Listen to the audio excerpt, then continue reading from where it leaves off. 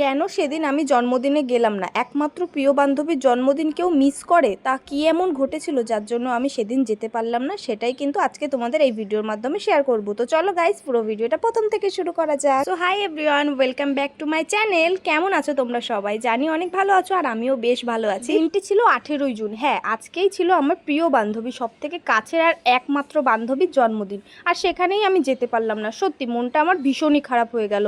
আর যেদিনে তোমরা ভিডিওটা দেখতে পাচ্ছ সেদিনটা কিন্তু অনেক দিন আগেই চলে গেছে। আসলে আমার ভিডিওটা পোস্ট করতে একটু লেট হয়ে গেল। দেখো ওয়েদারের দিকে তোমরা একটু জাস্ট লক্ষ্য করো, মানে আজকের দিনে সত্যি এমন পরিমাণে বৃষ্টি হবে আমি সত্যিই ভাবতে পারিনি। জানো তো, আমার অ্যাক্সিডেন্ট হওয়ার পর থেকে না আমি গাড়িটা সেভাবে আর চালাতেই পারছিলাম না। আর গাড়িটারও খুবই খারাপ অবস্থা হয়ে গেছিলো, ভেঙে চুরে গেছিলো, চোট পেয়েছিল। তো যাই হোক, আমরা ভেবেছিলাম কি যে যেহেতু আজকে বান্ধবীর জন্মদিন, তো আমরা তো সেখানে যাব। তার জন্য ভাবলাম কি কলকাতা থেকে স্কুটিটা বাড়ির দিকে নিয়ে যাই, মানে মহারাজদের বাড়ির দিকে, তাহলে মহারাজ ঠিকঠাক করে আবার দিয়ে দিতে পারবে, আমি আবার নিয়ে আসতে পারবো।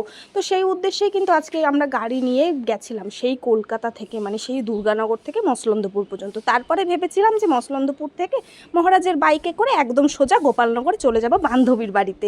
বান্ধবীর জন্মদিন বলে কথা, আমি যাব না সেটা কি হতে পারে? সত্যি কথা বলতে কি, আমাদের প্ল্যানিং যে এভাবে ভেস্তে যাবে আমরা কখনোই এক্সপেক্টও করিনি। আর আজকের ওয়েদারের কথা কি আর বলবো, আসলে আমার বান্ধবীর কপালটাই এরকম নাকি আমার কপালটাই এরকম বুঝতে পারি না।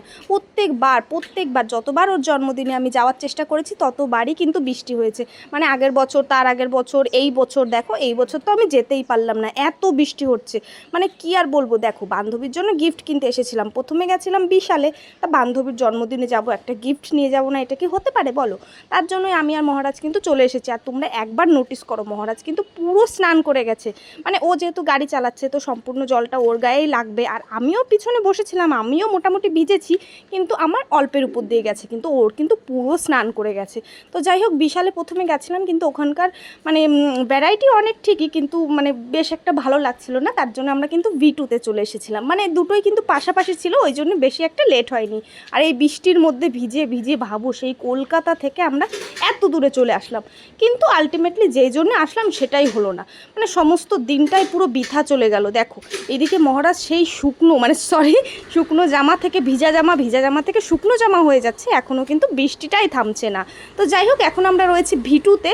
আর এখন কিন্তু আমরা কিছু শপিংও করে নিয়েছি, বান্ধবীর জন্যও নিয়েছি আর আমার জন্যও নিয়েছি। দেখো বান্ধবীর জন্য শুধু নেব, আমার জন্য নেব না, এটা আবার আমার জন্য কেমন যেন লাগে। তো দেখো তোমরা জাস্ট আকাশের দিকে একবার তাকাও, পুরো কালো হয়ে রয়েছে, এখনও কালো হয়ে রয়েছে। আর ঘড়ির কাঁটায় কিন্তু প্রচুর টাইম হয়ে গেছে। আর এদিকে দেখো আলটিমেটলি এত পরিমাণে বৃষ্টি হচ্ছিল যে আমরা কোনোভাবেই যেতেই পারলাম না। তাই বান্ধবীর মন ভেঙে বান্ধবীকে ফোন করে বলেও দিলাম যে আজকে আমরা যেতে পারছি না, কপালটাই খারাপ আমাদের। তো যাই হোক, কি আর করা যাবে, অনেক প্ল্যানিং করা ছিল যে আজকে খাবো দাবো, অনেক আড্ডা দেবো, কিন্তু কোনো কিছুই হলো না। আলটিমেটলি তারপরে আমরা বাড়িতে থেকে কোনো রকমভাবে কাটিয়ে তারপরে আবার চলে আসলাম মোমো খেতে।